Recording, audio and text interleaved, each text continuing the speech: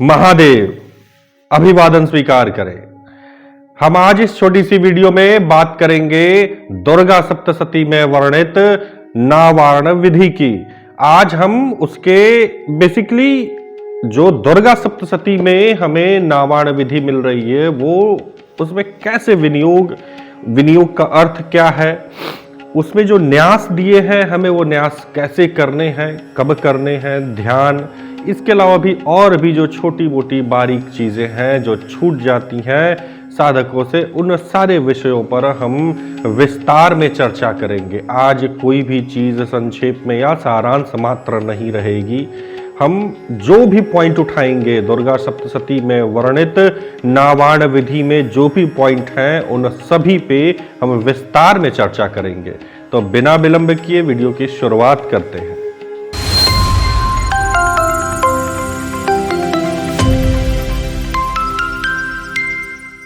महादेव, अभिवादन स्वीकार करें।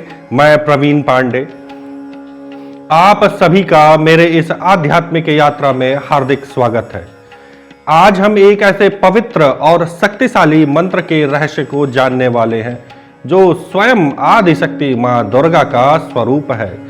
एक ऐसा मंत्र जिसके उच्चारण मात्र से जीवन की हर बाधा दूर हो जाती है, हर इच्छा पूर्ण हो जाती है और साधक को देवी की प्रत्यक्ष कृपा प्राप्त होती है। हाँ, मैं उसी मंत्र की बात कर रहा हूं जिसे नावारण मंत्र कहा जाता है। आप सभी लोग इससे परिचित होंगे। अक्सर मुझे कई भक्त पूछते हैं कि गुरुजी हम शक्ति की उपासना कैसे करें, कौन सा मंत्र जपे जो शीघ्र फलदायी हो, और मैं हमेशा उन्हें दुर्गा सप्तशती के इस हृदय, इस प्राण मंत्र का स्मरण कराता हूं। ओम ऐं ह्रीं क्लीं चामुंडाय विच्चय। इस मंत्र को नावारण क्यों कहते हैं? क्योंकि यह 9 अक्षरों से बना है और ये 9 अक्षर मां दुर्गा के 9 रूपों, 9 दुर्गाओं के प्रतीक हैं। ये मंत्र केवल अक्षरों का समूह नहीं है बल्कि तीनों महाशक्तियों जो महाकाली हैं, महालक्ष्मी हैं और महासरस्वती का संयुक्त स्वरूप है। आप कह सकते हैं कि यह एक ही मंत्र में तीनों देवियों का सार समाहित है। आज हम इस महामंत्र के जप की मतलब नावारण विधि का विस्तृत ज्ञान प्राप्त करेंगे। ये विधि दुर्गा सप्तशती में बताई गई है और अत्यंत महत्वपूर्ण है। इसे सही ढंग से करने से ही मंत्र की पूर्ण शक्ति का अनुभव हो जाता है साधक को। ये सिर्फ मंत्र जपना नहीं है, ये स्वयं को मंत्र के साथ एकाकार करने की एक वैज्ञानिक और आध्यात्मिक प्रक्रिया है। तो बिना विलंब इस पावन यात्रा का शुभारंभ करते हैं। किसी भी देवी देवता के मंत्र का जप शुरू करने से पहले एक बहुत महत्वपूर्ण प्रक्रिया होती है जिसे हम विनियोग कहते हैं। विनियोग का अर्थ समर्पित करना, मंत्र को उसके उद्देश्य के लिए स्थापित करना। यह एक प्रकार से मंत्र को चेतन करने और उसके लक्ष्य की ओर निर्देशित करने जैसा है। विनियोग के लिए हम हाथ में थोड़ा जल लेते हैं और इस श्लोक का उच्चारण करते हैं जो अभी मैं आगे आपको बताऊंगा। ये श्लोक मंत्र के ऋषि, छंद, देवता, बीज, शक्ति और कीलक का स्मरण कराता है। सबसे पहले अपने सीधे हाथ की हथेली में थोड़ा सा जल ले लीजिए, बोलिए श्री गणपते रजयति। उसके बाद ओम अस्य श्री नावारण मंत्रस्य ब्रह्मा विष्णु रुद्र ऋषयः गायत्री षडिग्नुष्टुभ छंदांसि श्री महाकाली महालक्ष्मी महासरस्वत्यो देवताः ऐं बीजं ह्रीं शक्तिः क्लीं कीलकम श्री महाकाली महालक्ष्मी महासरस्वती प्रीतयर्थे जपे विनियोग। ये बोलकर आप अगर निष्काम भाव से इस मंत्र का जप कर रहे हैं तो सीधे ऐसे जल छोड़ दीजिए देवतीर्थ से, या नहीं तो इस तरह से करके जल को भूमि पर छोड़ दीजिए। इसका अर्थ है कि हम इस नावारण मंत्र के ऋषिगण ब्रह्मा विष्णु रुद्र, इसके छंद गायत्री उष्णुकनुष्टुप, इसकी अधिष्ठात्री देवियां महाकाली महालक्ष्मी महासरस्वती, जो इसके बीज हैं ऐंग, इसकी शक्ति रिंग और इसके कीलक क्लिंग का स्मरण करते हुए महाकाली, महालक्ष्मी और महासरस्वती की प्रसन्नता के लिए इस जप का विनियोग करते हैं। ये विनियोग हमें यह याद दिलाता है कि हम यह जप क्यों और किसके लिए कर रहे हैं। ये हमारे मन को एकाग्र करता है और मंत्र के साथ हमारा संबंध स्थापित करता है। विनियोग के बाद अगली महत्वपूर्ण प्रक्रिया होती है न्यास। न्यास का क्या अर्थ होता है? स्थापित करना। हम मंत्र के विभिन्न भागों और उसके देवताओं को अपने शरीर के विभिन्न अंगों पर स्थापित करते हैं। इससे हमारा शरीर मंत्रमय हो जाता है, पवित्र और सुरक्षित हो जाता है। न्यास की प्रक्रिया कई चरणों में होती है और हम हर चरण को विस्तार से समझेंगे या समझने की कोशिश करेंगे। सबसे पहले आता है ऋष्यादि न्यास। ध्यान से देखिएगा, मैं कोशिश करूंगा कि डिस्प्ले पर भी आपको दिखाऊं, नहीं तो डिस्क्रिप्शन में जरूर रहेगा। इसे अपने सीधे हाथ की अंगुलियों से मंत्रों का स्मरण करते हुए अपने अंगों को स्पर्श करना है। चलिए न्यास को हम प्रारंभ करते हैं। ब्रह्मा विष्णु रुद्र शिभ्यो नमः शिरसी। अपने सिर को स्पर्श करिए। हम इस मंत्र के ऋषि ब्रह्मा, विष्णु और रुद्र को प्रणाम करते हुए उन्हें अपने मस्तक पर स्थापित करते हैं। यही ये मंत्र बोलता है। दूसरा है गायत्री षड्ग नुष्टुप छंदभ्यो नमः मुखे। अपने मुख को स्पर्श करिए। इस मंत्र में क्या बोला जा रहा है? गायत्री, उष्णिक और अनुष्टुप छंदों को अपने मुख में स्थापित करते हैं।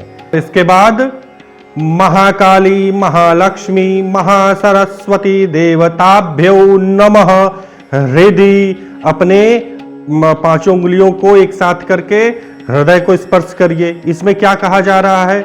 महाकाली, महालक्ष्मी और महासरस्वती, इन तीनों देवियों को हम अपने हृदय में प्रतिष्ठित करते हैं। इसके बाद ऐंग बीजाय नमः गुह्यो। गुह्य भाग को स्पर्श करिए। इसमें क्या बोला जा रहा है? ऐंग बीज को अपने गुह्य स्थान पर स्थापित करते हैं।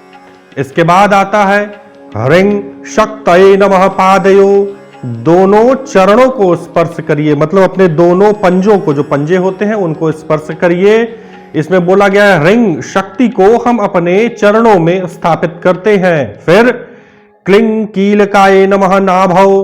अपने नाभि स्थान को एक साथ उंगलियों को करते हुए स्पर्श करिए। इसमें कहा गया है क्लिंग कीलक को हम अपनी नाभि में स्थापित करते हैं।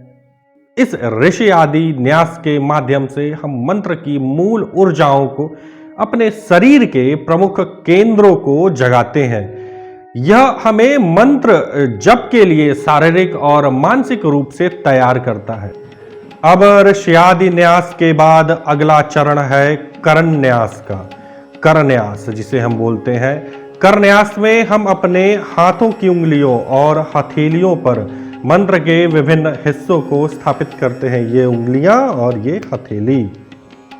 हाथ हमारे कर्मों का प्रतीक है और करन्यास से हम अपने हाथों को मंत्रमय बनाते हैं ताकि हमारे सभी कर्म मंत्र की ऊर्जा से ओतप्रोत हो सकें।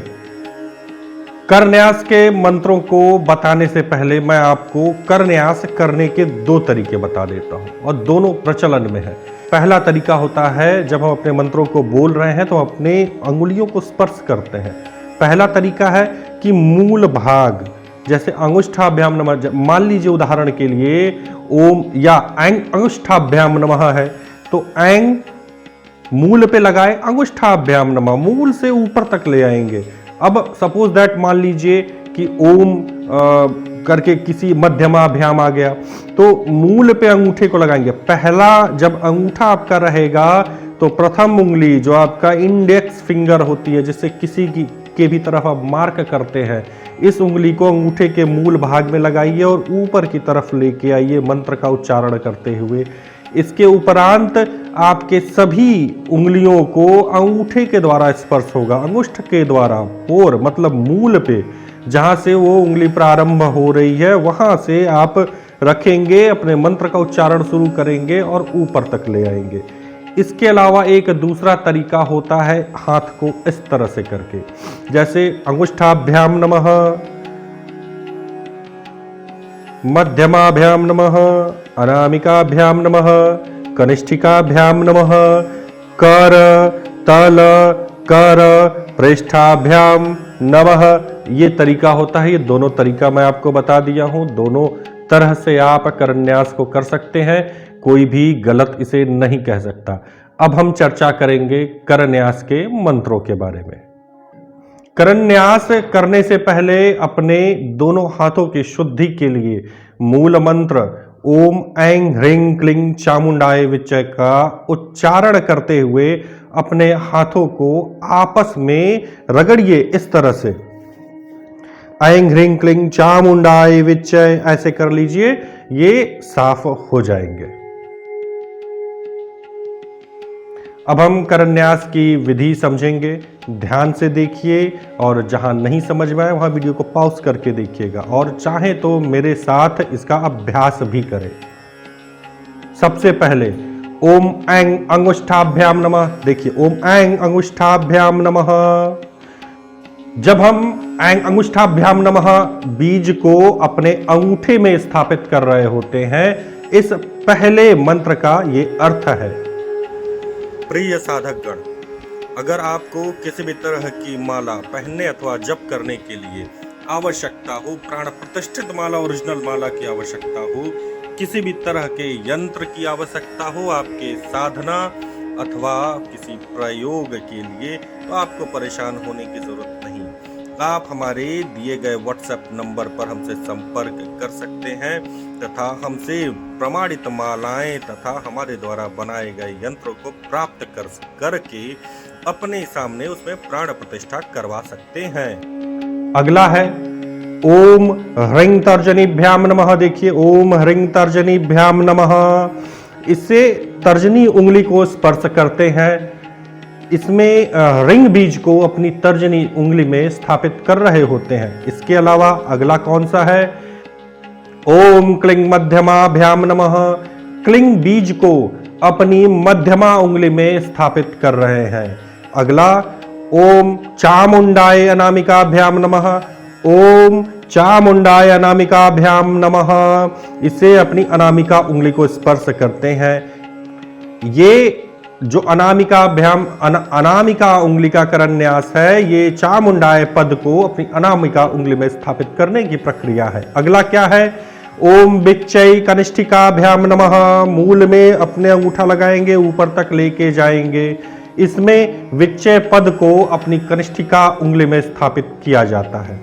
सबसे लास्ट में आता है ओम ऐं ह्रीं क्लीं चामुंडाय विच्चय कर तल कर पृष्ठाभ्याम नमः। देखिए ओम ऐं ह्रीं क्लीं चामुंडाय कर तल कर पृष्ठाभ्याम नमः। इस मंत्र से हम अपनी हथेलियों और हथेली के पृष्ठ भाग में भगवती की शक्तियों को, भगवती को स्थापित कर रहे होते हैं।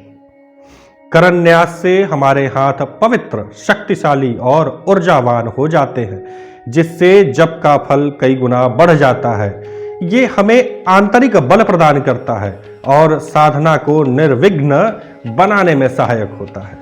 तो यह था विनियोग और ऋषि आदि न्यास एवं करन्यास का पहला भाग। अगले भाग में हम न्यास के अन्य महत्वपूर्ण चरणों जैसे हृदय आदि न्यास, फिर अक्षर न्यास, दिग्न्यास इत्यादि को समझेंगे। इस यात्रा में मेरे साथ बने रहें, क्योंकि मंत्र की ये शक्ति आपके जीवन में अद्भुत परिवर्तन ला सकती है।